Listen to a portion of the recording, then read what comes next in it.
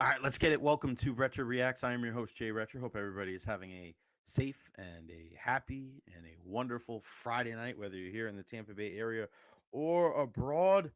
Kind of fix up my wires here. I don't want to show everything going on. Oh, man, there it goes. There it goes. My inner ear thing. It should work all the way back there. You can see it all, man. We're going to do this live on air.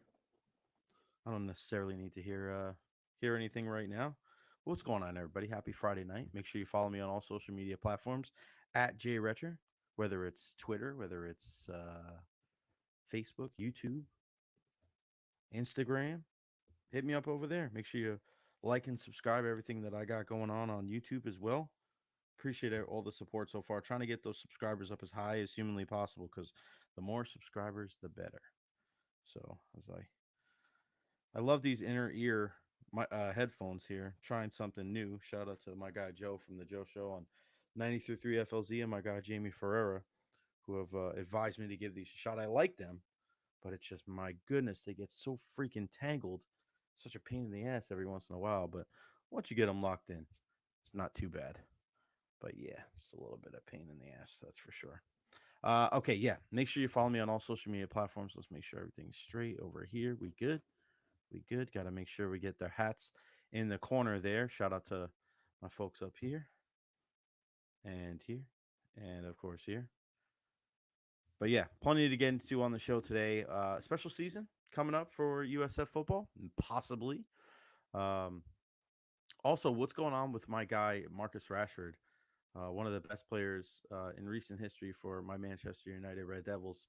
But looking at what's going on with him, you can kind of see, and this is from a recent interview with Coach Eric Ten Hag, of how he's being treated by his coach and also by the media over there in England, and kind of compare it to what we're seeing over here on this side of the pond with um, how some coaches and some owners treat their players.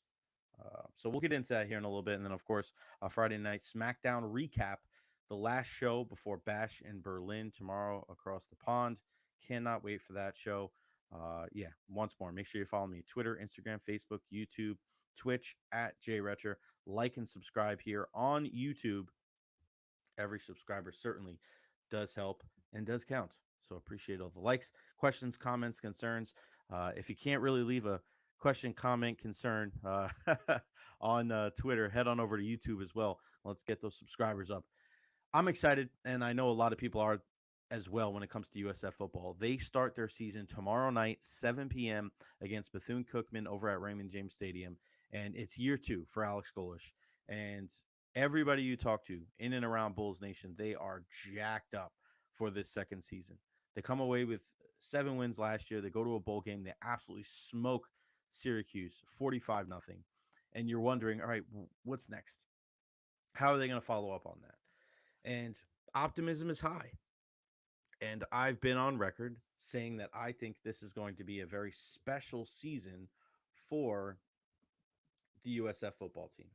And not only does it start tomorrow night, Saturday night at Raymond James Stadium, but man, I got to tell you, and I'm not shy from making this prediction, but I think that they can go into Tuscaloosa next weekend and beat Alabama. It'll be the biggest upset of the year. It'll be the biggest win in school history. And I'm going. I'm driving to Tuscaloosa Thursday morning. I'll be there all weekend, and then driving my happy ass back on Sunday morning to make sure that I'm there for the Buccaneers season opener against the Washington Commanders. But when you look at their schedule, yeah, obviously a tough one next week at Alabama. Then they play Southern Miss. They return home September 21st on a Saturday to take on Miami. We'll see what Miami's all about tomorrow as they travel up to Gainesville to take on the Gators in the Swamp, but also tough matches at Tulane, at home against Memphis. They got a game November 1st against Florida Atlantic. We know that's never an easy one either. But I think that this can be a special year for Coach Alex Golesh, Byrum Brown, and the USF Bulls. You look at what they were able to do with their offense last year, scoring over 400 points. Excuse me, scoring over 400 points, and I still think that there was a lot of room to grow. And with Byron Brown's second full year with that up tempo offense for USF, defenses are going to have tough times. They're going to have a ridiculously difficult time trying to keep up with these guys. And you bring back certain guys like Sean Atkins, who is a reception machine. He's going to continue to set school records. You have Naquan Wright, who you want to look back at who made an impact in that game against Alabama last year. Just go back and look at that hit. You can still feel it if you were in the building that day. So you get him back there, right? You have Kelly Joyner returning. You start looking around, you're like, all right, you're bringing a lot of these guys back on the offensive side of the ball. But defensively is where I think this team is going to have to make its hay. What is going to happen on the defensive side of the ball? That is the big mystery. And the one thing that USF had to fix, it wasn't good.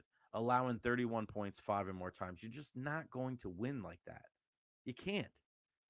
But you bring back a couple of guys on that defense that I think are going to be big time contributors. And you look at Amaris Brown as a corner, you're going to have to be able to shut it down. Jalen Schuler, linebacker, Rashad Cheney, the defensive tackle. You see this, and I think it was kind of like an epidemic in the American for the last couple of years. They've been devoid of a bunch of pass rushers. I was very down on the pass rush for USF last year, but then I started looking around at some of the other teams, and there wasn't a ton of other big time standouts in the American Athletic Conference. But that is one thing, and we see this with the Buccaneers. You see this with every good football team.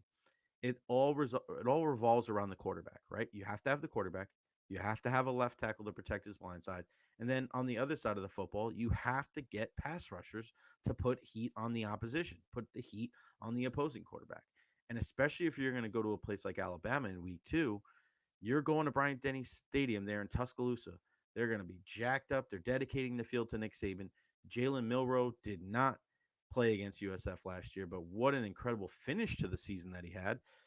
So you know he's going to try to make a mark, not just tomorrow against Western Kentucky, but week 2 against USF. So USF really needs to rise to the occasion if they are going to be able to pull off the shocking upset.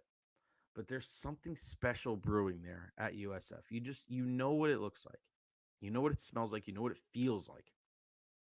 I've been at WDA for 10 years now, and I can tell you there is a palpable difference between those Tampa Bay Lightning teams that have just been going to the Stanley Cup final the last couple of years just over and over and over again. I know it's been a rough last 2 years, but when they were in the thick of it and they were the last team standing in the Eastern Conference, there was just something different. There was an aura.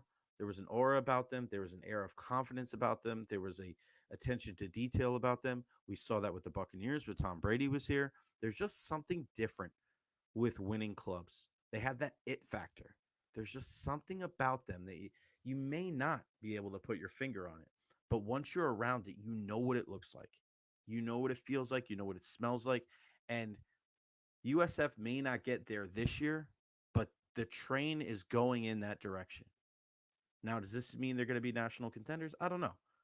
But would I be surprised if they contended for an American Conference Championship this year? No, I wouldn't. They're getting a step closer and a step closer. And at times we look at football and we think that it's going to be, all right, incremental steps, right? You can't skip any steps. Sometimes you have to learn to lose before you win. You win, you go from being one of the worst teams in college football, and then you get 500, over 500, contender, conference champion, and then you're in the national championship contendership. That's not the way it goes all the time. Sometimes you skip a bunch of steps. It's just, you saw it in the NFL. You saw it with a guy like Joe Burrow in his second year, going all second year, taking the Cincinnati Bengals to the Super Bowl. Nobody thought a guy like Tom Brady, without a preseason, would take the Buccaneers to the Super Bowl and win. Sometimes crazy things happen. This is sports. At the end of the day, it doesn't always go by the book. It doesn't always go according to plan. That's why we love it. That's why we watch it. It's entertaining. It's an escape from reality. We love to expect the unexpected. And when it happens, you lose your freaking mind. Think back to some of the greatest plays in college football history. The band is on the field. The band is on the field. Stanford and Cal all those years ago. The kick six between Alabama and Auburn. Nobody saw those things coming. But when they did, they live in history forever. So, yeah, is it likely that is it likely that USF is going to go into Tuscaloosa in week 2 and beat Alabama? No, probably not. But there's something about this year. There's something about this team that I have a really, really good feeling about. And it's not just because I'm wearing a green shirt and it is a USF shirt. carry the boat. Ironically enough, I feel it, and I'm going to talk about this a lot in the next week. It's not always about who you play, but when you play them. And when you look at USF, they are playing a team like Alabama. It's going to be in week 2. Kalen DeBoer, a new coach for this team, coming from the Pacific Northwest to here. I'm not saying he's not a great coach, but I saw a great stat today that backs up what I've been saying for the last couple months. 5 of the last 6 Alabama coaches in their first year lost a game to a group of 5 school, and including Nick Saban. So there is precedent there, and I know it could be different because of coaches and players, and I get that. But when you're looking at when USF is going to play Alabama, I would rather USF play Alabama early in the season. I would rather them play them when Jalen Milroe is still not 100%, used to and changing a guy like Kellen DeBoer's system. You remember, Jalen Milroe is a great athlete, okay? But when you look at him and Michael Penix Jr., Kellen DeBoer's quarterback last year, their skill set's different, isn't it? Jalen Milroe loves to make plays with his feet. If things break down, he'll take off. Michael Penix Jr. wasn't that guy. He was, all right, I'm going to stand in the pocket. I'm going to make throws downfield. Jalen Milroe, that's not necessarily his strength. And it'll be interesting to see which defense, whether it's Western Kentucky in week 1 or USF in week 2, exposes that a little bit. Now, he is more than likely going to be the best athlete on the field, but if USF does a good job of containing, good job of covering, and keeps him inside the pocket, is he going to be able to beat them with his arm? That's something that we have to figure out. That's a question that needs to be answered. Also, with Kalen DeBoer, it's a different ball of wax. You could have success at the college ranks. Going to a school like Alabama is completely different. It's different. I don't care what anybody says. Until you prove that you can go there and you can handle the heat, the jury is still going to be out. And I'm telling you, if Kellen DeBoer struggles early on, there's going to be a lot of people down in Tuscaloosa that are going to be like, is this the right guy? And those questions get louder and louder and louder the less you win. Because I don't know if anybody's noticed, but the SEC does not necessarily go through Alabama anymore. It goes through Georgia. They are the cream of the crop. They are the top dog, and pun intended. They're the team right now that everybody looks at and says, oh, look, Carson Beck. Oh, look at all those guys offensively and defensively that are going to get drafted in the first round in the NFL draft. So it's up to Kellen DeBoer to kind of reestablish Alabama at the top of the hierarchy there in the Southeastern Conference. Now, I also look at what is going to happen, the pomp and circumstance surrounding that game too, with Nick Saban. They're honoring and naming the field after him in that game. We see this a lot in sports where a special night, a special dedication, it becomes too much. And that's where the attention is. The attention's on that than what's on the field. But that's next week. Let's look at what happens tomorrow night for USF at Raymond James Stadium. I have a lot of confidence that Byrum Brown and that offense is going to just thrive and be able to put up some big points early and often. I wouldn't be surprised at all if Byrum Brown was out of this game in the second half and we start seeing some Bryce Archie. Get him in there. Let's see what that kid can do, because you never know what the future holds. And for Bryce, I like what I saw on the mound for USF. I mean, that was pretty cool to see him pitching for the Bulls. But Bryce Archie is another guy where, okay, if anything ever happens to Byrum Brown, he's probably the next guy up. So you got to keep an eye out for him. But excited for USF football. I'm excited for everything that Michael Kelly has done there to put Coach Alex Golesh there, to have a guy like Coach Amir Abdurrahim with the men's basketball team. I'm expecting a big-time bounce back, rebound year from Jose Fernandez and the USF women's basketball team. They're traveling to Connecticut and South Carolina this year, and then they'll both be here next year. Wow, that is incredible. Coach Hanna's with the baseball team. We know the great job that Coach Erickson does with softball, and Coach Jenkins over there with the track and field. Like, there's just so many good things over there at USF. But football, we know it all trickles down from there, and it starts tomorrow night at Raymond James Stadium. I'll be there in the press box, and hopefully you'll be there sporting and supporting the green and gold too. All right, next thing I want to talk about, actually, before we get to that, thoughts and prayers go out to Johnny Gaudreau's family. Johnny Gaudreau and his brother were lost after getting hit by a car, drunk driver. They were home visiting because their sister was getting married. And if you live away from your family like I do, You know how that is. Like, you know, when you go home and you spend time with your family, and man, it's a special time. You don't think about things like this. He's with his brother Matthew, and a driver of a Jeep Grand Cherokee went around two cars and hit them about 35 miles south of Philadelphia. And the driver said he had 5 or 6 beers before the crash, and he was drinking in the car, and he failed the field sobriety test. And it's just, your heart goes out to the Goodrow family. And they had been in the area to be groomsmen in their sister Katie's wedding that was scheduled for Friday in Philly. Just imagine, you know, if you're a parent and you lose not one but both of your sons tragically like this. Like, oh, your heart melts. It's just awful. And you have to be 100% sure. It didn't even seem like this guy had any remorse. The driver, like, lock this guy up in solitary confinement and throw away the key. So he has to live with this for the rest of his life. There's just no excuse for things like this. If you're drinking, if you're out drinking, if you're with somebody, like, take precautions. There's no way that these two guys should have had their lives taken. Not a freaking chance. Gone way too soon. And his brother had a kid on the way. Like, oh my gosh. I know there's a GoFundMe out there. Please look that up and donate. But we got to be better as a society, man. I know people like to have their drinks, but my goodness, like, do better. Do freaking better. It's tough, man. It is really tough. It's it's tragic. It's tragic. And I watched Johnny Gaudreau a bunch of times playing at Emily Arena, and seemed like a great guy. You see the outpouring of love and emotion from hockey players and people involved in the game for the last couple of years, or just people involved in the game in the last, day or so, posting those comments. Not good. Not good at all. Um, Thoughts and prayers go out to the Gaudreau family, without a doubt. All right, I want to talk about my favorite player, and that's Marcus Rashford for the Manchester United Red Devils. And the reason why I want to talk about Marcus Rashford today is because of a comment that was said earlier today by Eric Ten Hag, the coach of Manchester United. And he said that criticism levied against Marcus Rashford by one of the greatest goal scorers in history, Alan Shearer, were stupid. He said they were stupid by that pundit, he said. But everybody knew that, they were talking because the reporter said Alan Shearer asked the question.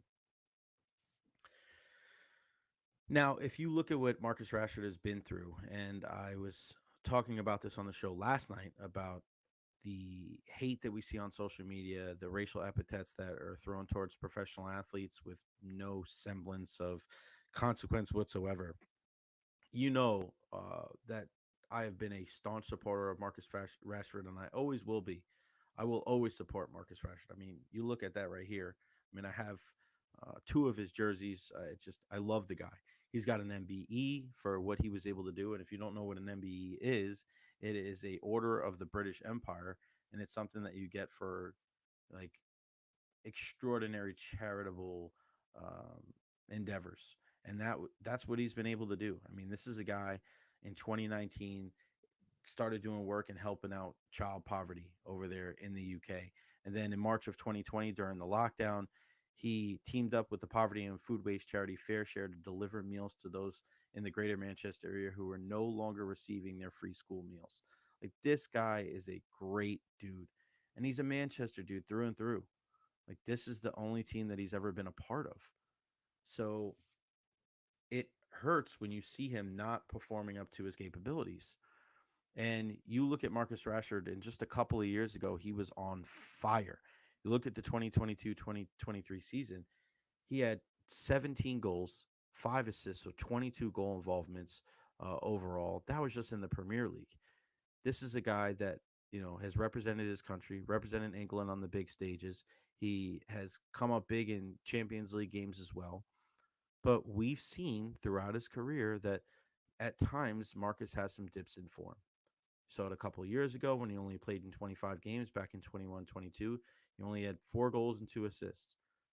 After the 22 goals and assists that he had in 2 seasons ago. Last season, it was bad. Only 9 goal involvements, 7 goals, 2 assists, and 2 of those goals came via the penalty kick. And one of them, Bruno Fernandes, just went up to him and said, "Hey, man, you got to take this. Go up there." And he was trying to give him some confidence. So when you look at Marcus and you hear what a guy like Alan Shearer says, he's spot on. Like, I don't think he's saying anything derogatory. He's not being unfair. Rashford has not played up to his capabilities this year or last year. He's not attacking the defenders. This is a guy, when he gets the ball in the left wing, he's beelining and running right at that right back and putting a lot of pressure on them. But we just don't see that. There was a play in this last game against Brighton where he had the ball and it seemed like he was going to attack down the left wing and he just kind of pulled up and passed the ball back. He's always whinging. He's always throwing his arms up. He looks unhappy. He's always offside. It's not really jiving right now with Marcus Rashford. And it kills me. It kills me to see that because the talent is there. When he's firing on all cylinders, he's one of the best goal scorers. He's one of the best players in the world. But you look at the last couple of years where it's been Manchester United or not getting picked for the England squad. We didn't see him in this last competition for the Euros for Gareth Southgate's squad. There's an international break coming up. He wasn't picked for the England squad there. So this isn't something where it's just Eric Ten Hag's system or, something's wrong with Manchester United. Now they're not back to the form that we saw in the 90s and early 2000s where they were the cream of the crop in the Premier League, but still this is on Marcus. And I think out of all people, Alan Shearer has earned the right to say that Marcus Rashford is not a kid anymore. He's a guy that is expected to be a leader and expected to be able to rise to the occasion and snap out of the funk. And I think with that being said, I also think that it's right for Eric Ten Hag for sticking up for his player. Kudos. I think it's completely fine. I think it's completely fine that Eric Ten Hag sticks up for Marcus Rashford. That's what you got to do. You got to stick up for your players. He's trying to instill that confidence. He's trying to stay with him. He knows that the potential is there. He's just trying to get it out of him. Now, he's held him accountable before. Marcus was late to a meeting. Ten Hag sat him for a half, brought him in the second half. He scored a goal and they won. But that's what happens. There's accountability there. Rashford was cool with it. He understood. Eric Ten Hag, then it wasn't a thing. They moved on. But you look at how Eric Ten Hag has dealt with the Marcus Rashford situation, and then you look over here on this side of the pond, and I kind of spoke about it a little bit yesterday with Dak Prescott and Jerry Jones, and we see it with certain teams, and they're trying to get rid of quarterbacks or certain players on their team. You got to support your guys. You have to be behind these guys 100%. I'm looking back at some of the quarterbacks that have won the Super Bowl in the last 25 years. I mean, every single one of those guys that have won it had the full support of their team outside of, like, all right, if you want to say maybe the Brad Johnson, Trent Dilfer, but those are the two guys that people look at and go, they were kind of the anomaly. Two historic defenses and then two game managers. Who cares? Brad Johnson, Trent Dilfer, man, I'm not taking anything away from you guys. But when you look at these other franchises and the quarterbacks that they've had, they've been behind them 100%. Mahomes, Brady, Manning, Breeze, all these guys, both Mannings. Even a guy like Nick Foles, right, comes in for Carson Wentz, but, as the backup, everybody believed that Nick Foles could be that guy. Joe Flacco, like Baltimore was behind him, Kurt Warner, Joe Montana, Steve Young, like all these guys, they had the support fully of their coach, of their team. When you go into seasons and you don't know, like, if everybody's on the same page, like, when does that ever work out? Rarely does something like that ever work out. So if Manchester United is going to get back to where they belong at the top of the Premier League and also competing for, Champions League places and trying to win the Champions League trophy, they're going to need a guy like Marcus Rashford. And if it doesn't work out, then maybe you have to move on from him. But one thing that you cannot say, and you can critique Eric Ten Hag for a lot of things, but you cannot criticize him. You can't criticize him for how he's handled Marcus Rashford. He's given him every opportunity to be able to snap out of this. And he's probably going to get the start on Sunday against Liverpool, too. Even though other people out there think that Alejandro Garnacho should start on the left with Amad Diallo on the right. I'm kind of stuck. I'm kind of caught between a rock and a hard place there because I can see it from both sides. Marcus has had some incredible games against Liverpool. He's not afraid, but he's not as confident. He's not the Marcus that we know. And I hope he finds it because all the talent is there. He's got all the talent in the world. And I don't want ideally, I want to see Manchester United back at the top of the table, and I want Marcus Rashford to be one of the guys to help him get there because he's put in the time. He's been there forever. He's a red, man. He's a red. But right now he is struggling. But shout out to Eric Ten Hag because he has his back, and he's going to ride with him until the wheels fall off, good or bad. All right, last thing tonight, let's take a look at the Friday Night Smackdown card, and it starts with LA Knight against Ludwig Kaiser. Again, guys, follow me on all social media platforms: Facebook, YouTube, Twitch, Twitter, Instagram. Like and subscribe here on YouTube. And listen, you're in Germany. You know that Ludwig Kaiser is going to get some love. That's exactly what we saw. Knight hits the BFT for the win. Then a tag match with Los Garza beating Baron Corbin and Apollo Crews. I thought those guys looked pretty darn good. I like the skill set from Baron Corbin and Apollo Crews. Still a little weird to see Baron Corbin um, be a guy that is a baby face, but I thought they did a really good job. Then the promo with Solo Sikoa and the Bloodline talking about the match with the Street Profits and DIY next week. Some really, really good video footage to accompany that with Solo Sikoa.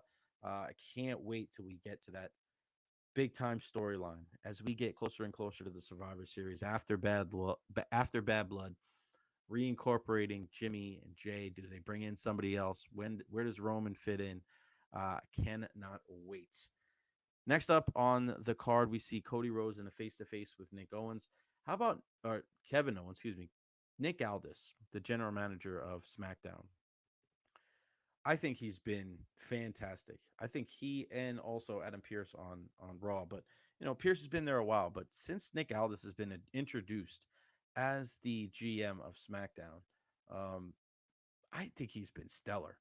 Not too much, right? He's involved. He makes the decisions. He's involved in a segment or two, but he doesn't dominate the entire show, and it's not all about him. And I think the whole struggle between if when your main storyline is the struggle between your top star and the authority, like we saw with whether it was Vince McMahon and Stone Cold Steve Austin, which that worked, that was great, it was one of the best storylines of all time. And then later on we saw Triple H and Stephanie with their authority, with Joey Mercury and Jamie Noble, with Kane and Randy Orton, and then Seth Rollins after he turned on the Shield. Like, that works, but I don't think you have to go back to that well all the time. And right now, when you have so many different top tier wrestlers in WWE, I like the role that the GMs are playing.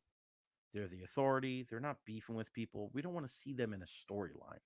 They don't need to be in a program right now with these athletes or with these wrestlers. They're athletes, but I'm just saying with these wrestlers, we don't need that.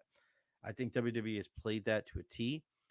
Looking at the verbal confrontation between Cody Rhodes and Kevin Owens, it's just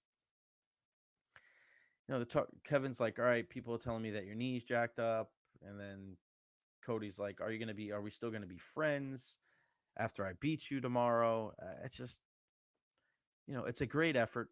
Love both these guys. It's probably gonna be a heck of a match, but again, I want to see babyface against heel. I want to see guys that don't like each other, and you can't have Kevin Owens, and you can tease it all you want. You can't have Kevin Owens turn on Cody Rhodes because all of that character development is going to be down the toilet. Down the toilet. So he's caught between a rock and a hard place. His name's going to be on the marquee. He's going to wrestle one of his best mates in the entire industry. But Kevin Owens is in a tough spot, right? Because I think he does some of his best work as a heel, but I think right now, like, people like him as a babyface. Like, he's super talented. That tag team with Randy Orton, people want to see him, cheering for Sami Zayn and doing all these things. But where do they go from here after this match? Because he's not going to win. That's the thing with Bastion Berlin. You look at the possibility of belts changing hands. Um, is it going to happen? Like, is Cody going to lose to Kevin Owens? No. Is Gunther going to lose to Randy Orton? No. Is let's see, what's the other one? Is Liv Morgan? She's in a tag team match. So her belt's not on the line. Nia just wrestled tonight. Intercontinental Champion Braun Breaker. He's not wrestling. United States Champion LA Knight. He just wrestled tonight. So like, you're not going to see any titles change hands at Bash in Berlin. Just not going to happen. Not going to happen. But you're hopefully going to see some good matches.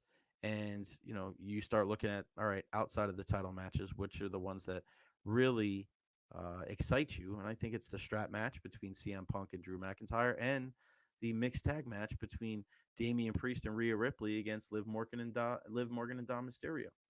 So I hope everybody's expectations are kind of in the right place as they watch that very unique PLA in Berlin, because I just don't see any of the titles changing hands. And I don't know if that's a good thing or a bad thing.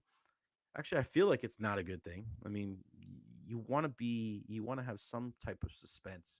You want to have some type of belief that you don't know what's going to happen, but like rationally, storyline wise, does anybody think that the titles are going to change hands tomorrow? I don't. All right, let's look forward. Again, I want to see Cody in a better storyline. Maybe it's Randy. He comes back, because I'd feel a lot better about Randy turning on Cody than a guy like Kevin Owens. Carmelo Hayes and Andrade fight for the fourth time. And if you remember, if you've joined us here on Retro Reacts before, one of my big things was that you needed to see 7 matches between these guys. They're just that good. They stole the show again today. They're so freaking athletic. It never ends with these guys. There's always something new. They tell a different story every single time they're in the ring. Carmelo Hayes wins after nothing but net. After Andrade went face first into an exposed turnbuckle. The series is tied at 2 apiece. My only gripe is that I wish WWE would have went kind of full bore into saying it's going to be like a 5-match thing or a 7-match thing. Like now they're saying it's 2 wins apiece, but raise the stakes, right? These guys should fight best of 7, best of 9, and the winner gets number 1 contenders match for the IC title or the US title or something like that, right? Like, we've seen how things like this in the past have really helped guys. I mean, remember those series of matches with Cesaro and Sheamus, and those guys couldn't stand each other, and then they turned it to one of the best tag teams in the world. We don't just set the bar, we are the bar. Like, that was great. That was some classic stuff. Hard hitting dudes, great entrance music, great entrances overall. Their gear was great. Their moves were great. They were funny as hell. And it's one of my favorite tag teams of all time is the Bar. They don't get nearly enough love when you talk about best tag teams in the last decade. But yeah, I just want to hear some clarification. Like, where are they going with Carmelo and Andrade? Because I really don't think it stops after 4 matches. And then finally, the main event between Nia Jax and Michin. And Nia gets the win after a distraction from Tiffany Stratton. She comes out. She teases when everybody's down on the mat. She teases that she's going to cash in her Money in the Bank briefcase, but instead she hits Michin with it. Helps Nia Jax win. We did see a run in from Bayley. We haven't seen her in a while. She kind of runs out and helps Tiffany Stratton out of the ring and tries to beat the snot out of her, but by then it was too little too late. Michin took too much damage, and Nia Jax was able to win. I love the finish to the match because Nia put Michin in the trash can and then just did just her finishing move and just sits on her. And then after that, she not only throws the table on top of the trash can, but then she's like beating it with the kendo stick. I like that. There's something special about Nia Jax that I'm so glad that she's getting the opportunity to show that on WWE programming, because we had this conversation a couple of nights ago about best heel in the business. And how funny is it that Dominic Mysterio says today in Germany, I'm the only guy to ever be a heel and turn into a heel. That was perfect. Perfect addition to the conversation that we had on Wednesday night. But When I think of Nia Jax and the work that she does for WWE, she does things that nobody else does. And she is a full-fledged heel. People love to boo Nia Jax. And I know she's kind of moonlighted a little bit as a babyface here and there over the years, but she is a heel. She is a monster. She is the WWE Women's Champion. Um, I love to see what she's doing. She is she's the top. I guess you could say that. I mean, I know Liv Morgan is where she's at in her storyline with Dominic Mysterio, but is there a bigger, badder heel on the women's side in pro wrestling than Nia Jax? Like, there's other people that are heaters, right? You have Camille Brickhouse that's helping out Mercedes Moné in AEW. You have some women that are bigger, and I know Chris Statlander is somebody that's turned heel recently. I know there are other women out there, around the world that are heels, but is there a bigger, badder heel on the women's side in the business right now than Nia Jax? Like, she's impressive, man. She's super athletic. She gets it. Her microphone work. She like it, her mic work. Just it makes you hate her even more. She knows what to say to the crowd. She knows how to get on your nerves. She knows how to just tweak her opponents. And yeah, she's got the background too. She punched Becky Lynch in the nose and made her all bloody. It was one of the most famous incidents, one of the most famous moments in WWE history.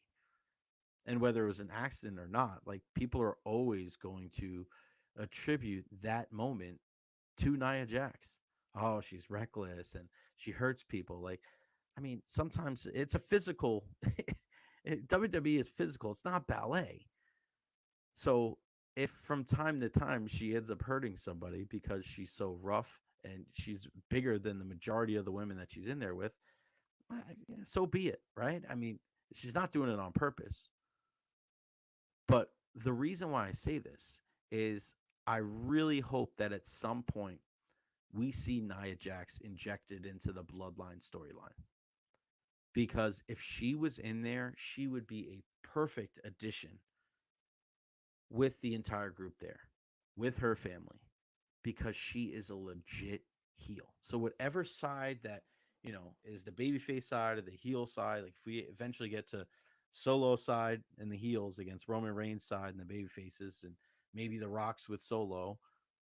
But I hope that eventually we see Nia in that storyline because I think she can add another layer. I think she can add another element to it that we haven't even seen yet, that we haven't ever seen before. She's talented. She knows the business. It's in her blood. We know that she's related to these guys. We know what her relationship is like with The Rock and everybody. To see her in there, maybe she's on the heel side and Naomi being married to Jimmy Uso's on the other side, that could work. That could work. And even if she's not in there technically to feud with somebody else, but I think Nia Jax could have a China like impact in the Bloodline storyline. The way China was able to get heat for D-Generation X, I think Nia could have a similar impact with the Bloodline. Now, right now, while she's champion and while there's so many other storylines going with those guys, no, not now. But down the road, I really hope we see that because I think that would be phenomenal and just another layer into this entire story. All right, that's going to wrap it up for me. I appreciate everybody for tuning in tonight. Make sure you follow me on Twitter, on Instagram, on Facebook, on YouTube. Like and subscribe here on YouTube. Every single subscriber certainly helps. Tomorrow, big day. We got the Bash in Berlin. We got USF against Bethune-Cookman. So I will be live tomorrow night talking about both of those things. And then, of course, plenty of college football, Florida and Miami. I got the Gators in that one. College football's back, baby. It is very, very exciting. I'll be up early, Premier League action as well. This is one of my favorite times of the year when everything starts kicking on. Before you know it, it'll be hockey season as well. Send me any questions, comments, concerns. Always want to hear from you. But until next time, we'll see you right here. Or we'll see you next time right here on Recher Reacts. Peace out. Be well.